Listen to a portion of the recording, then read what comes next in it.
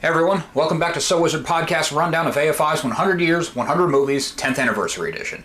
Before we get started, please remember to subscribe to our channel. It really helps us grow our audience. If you're seeing this on Patreon, first off, ignore these silly subscribe graphics because you're already here, and thank you. And thank you so much for your support. If you're watching this on YouTube or the website, thank you still for watching it, and if you'd like to get access a week early, along with other bonus content, check us out on Patreon. Tiers start as little as $1 a month. Number 86 on our list is 1986's Platoon. Platoon is a very real, gritty, and honest war movie done by the incredible Oliver Stone. Platoon is currently streaming on Amazon Prime Video in shockingly good-looking 4K HDR. The sound quality is a bit lacking, but I was impressed by how well the movie cleaned up visually. Platoon follows Chris Taylor, played by Charlie Sheen, pre-Insanity, as he arrives fresh in Vietnam in 1967. The war's been going on for a while. The calloused, hardened soldiers, already deep into their extended tours, have no patience for the fresh recruit who likely won't even survive his first month in the jungle. The movie really grabbed me when we got to Taylor's two non-coms. Sergeant Barnes, played amazingly by Tom Berenger with some really cool makeup, and Sergeant Grodin, played by the always incredible Willem Dafoe. What was so great about these two characters was their polar opposite attitudes and approaches to the war. They each had a following of men who took to one side or the other based on how they were handling their own situations. The men and the two butt heads constantly. They explored the stresses of war differently, and the movie walks the line of these differing experiences without it feeling like a preachy exposition dump. The differing viewpoints come to a boiling point when an illegal civilian killing occurs. Taylor, who always looked up to Grodin, begins to crack at this point. The pressures of war, as Taylor starts to see, aren't just from external enemies, but the conflicts within the platoon and each man's own personal internal struggle. Now, I'd seen this movie before, a long time ago, and I remember it being good, gritty, and really depressing. I didn't think much beyond it being well made and how stacked the cast was. I became a lot more familiar with the people behind the movies, in this case, writer-director Oliver Stone.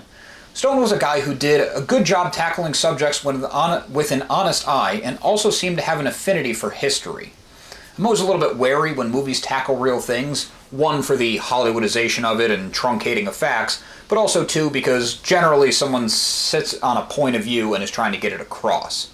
But after looking more into Oliver Stone, and specifically hearing an extended interview he did just this past year on the Joe Rogan Experience, I dove deeper into him as a man. Stone is drawn to movies about real history and tries to be honest in his approach because he sees the importance of history. Of course, his movies are made in the Hollywood system and some concessions need to be made at times. But the heart of his projects is always in spreading information. Stone is just someone who manages to do so while also being a wild commercial success. Platoon was written as a response to the over-Hollywoodized war movies, specifically Vietnam War movies, of course, and even more specifically, one movie in particular, The Green Berets, starring the overrated lack of talents of John Wayne. Stone, an actual infantryman who served in the Vietnam War, thought that the movie was particularly full of crap. The Green Berets, not his own movie, of course. His real-life experiences, along with his passion for honesty and history, made Platoon the classic it is. It's also notable, and shocking, that Platoon was the first Hollywood movie to be written and directed by a veteran of the Vietnam War. The authentic feeling of the movie didn't come free. Stone treated his actors more like a military unit. They had to run through a version of boot camp, which, is only a couple weeks long, but it was still difficult and a bonding experience for them.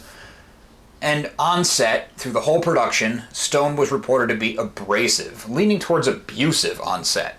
He threw them deep into the jungle and he made it miserable. He thought the best way to get these authentic performances was to simulate the hellish experience he had already gone through. His cast and crew hated him.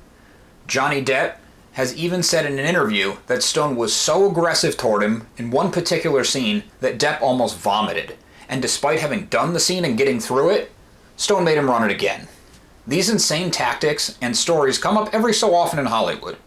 It's tough to hear, but it's also hard to deny that when you hear things like this, oftentimes, really solid work is the result. Now, I don't mean to condone abusing your coworkers. It's just kind of fascinating how this pattern comes up and how deep some places go or some people go to get the results they want. This deep method directing didn't just take a toll on the cast and crew. It also took a toll on Stone. Stone suffered a post-traumatic stress disorder attack during the film's pivotal village scene. A lot of this was based on his real-life experiences, and he put his all into it. He ended up having a long talk with his military advisor, crew boot camp leader, and constant extra, Dale Dye, who was also a Vietnam veteran. The two had a good cry and bonded over their past traumas. Stone managed to cast a who's who of the day, even casting some young talents who had yet to make their mark in Hollywood, Johnny Depp, as we mentioned.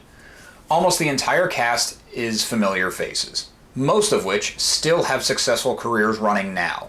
Willem Dafoe was a big standout for me. His character felt so real. It felt like someone you'd know and actually get along with. Unfortunately, that also means a place like Vietnam would chew him up and spit him out. Tom Berenger's performance, going opposite Dafoe's, is of a hardened man who was doing what would need to be done to survive this kind of war. There's no way the audience can get behind all of his actions. He gets pretty sadistic. But his character is very sympathetic in a lot of other ways. Stone intentionally cast these two men opposite the kinds of roles they were known for at the time. Berenger was known for the heroic leading man types. Dafoe was known for playing villains. Having them play against type shook off audiences' views and preconceived notions of who these people were. It got rid of the typecasting aspect of it.